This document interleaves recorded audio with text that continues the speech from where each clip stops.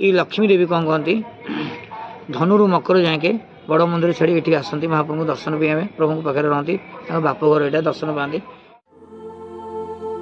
आध्यात्मिक क्षेत्र में परिपूर्ण आमर यही सहर पुरी। पुरी रे अनेक नृसिंह मंदिर रही अनेक स्थान में नृसिंह पूजा पाई हेले पुरीर चक्रतीर्थ रोड रे एमिति एक मंदिर अच्छी जोठारे तीनोटी नृसिंह गोटे स्थान में पूजा पाई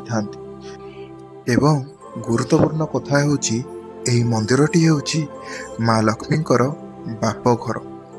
धनु संक्रांति मकर संक्रांति पर्यंत दीर्घ एक मास धरी माँ लक्ष्मी एही मंदिर रे रही थांती बा जदि कहिबा निज बाप घर को फेरी थांती। आसतु एही मंदिर किंवदंती विषय जानिबा।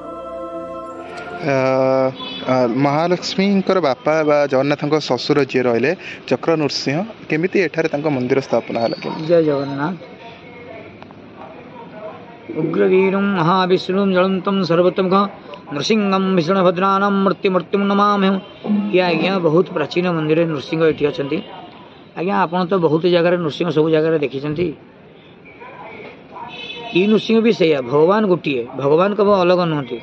किंतु आज्ञा ये नृसिंह तीन रूप पूजा पाँच आज्ञा ये तीन नृसिंह पूजा पाँच जड़े हूँ चक्र नृसिंह जड़े हूँ लक्ष्मी नृसिंह जड़े हूँ अनंत नृसिंह। ये चक्र नृसिंह चक्र भितर महाप्रभु असती सुदर्शन चक्र भितर स्वयं चक्र नारायण कहते चक्र नृसिंह चक्र नारायण कहते चक्र नारायण से आउ गोटे पट सैड अनंत नृसिंह मुंड उपर श्लेषनाग अच्छी आउ गोटे पटे अच्छा लक्ष्मी नृसिंह निज स्त्री की निजे कूल धरी बसती ये जो देखुं मझे बस माँ लक्ष्मी देवी ये लक्ष्मी देवी कौन कहती धनुरु मकर जाके बड़ मंदिर छाड़ी ये आसती महाप्रभु दर्शन भी आए प्रभु पाखे रहती बाप घर यहाँ दर्शन पाती ये मकर संक्रांति पर पुणी माँ बड़ मंदिर को फेरिकी जाती। आउ ये हूँ बहुत प्राचीन ये स्वयंभू ठाकुर इनको भी कहीं प्रतिष्ठित कहीं करना ये स्वयंभू ठाकुर स्वयं विश्वकर्मा निजे ही बसी निजे प्रभु निजे आविर्भूति है कि चक्र नारायण तीन तीन तीन रूप प्रसिद्ध है। ये चक्र नारायण आज्ञामाला भी आसे चक्र नृसिंह चतुर्दशी दिन जगन्नाथ मंदिर ये आज्ञामाला आसे ये बहुत भक्त लोक मैंने आसते दर्शन करने आड़े जहाँ जहाँ मनर भावना कामना नहीं आसती ये चक्र नृसिंह को दर्शन कर गले तार समस्त संकट महाप्रभु को दूर करते कारण ये स्वयं जगन्नाथ अंश ये ये आद्य देवता ये आद्य नृसिंह ये कहते महाप्रभु आद्य नृसिंह भी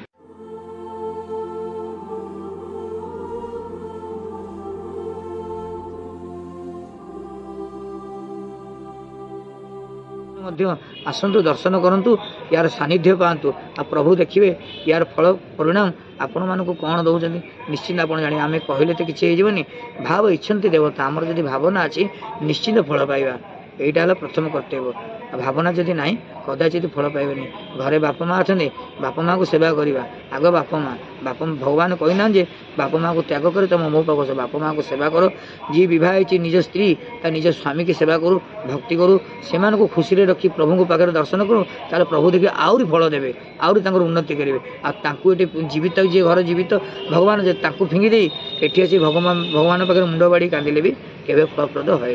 कि भगवान कहते आग प्रथम देवता दर्शन कर मत दर्शन कर जिन निश्चित प्राप्ति हम जमी गोटे पिलाटी परीक्षा दूसरी तार पिलाटा फास्ट क्लास पाइबू 80% मार्क दरकार होती कि पिलाटा 78% रखुच्छी तार 2% मार्क कमी होती तेणु से 2% मार्कटा दब किए तेणु प्रभु माध्यम दब तेणु प्रभु केमती देवे प्रभु पाखे से भक्ति भावना रहा दरकार।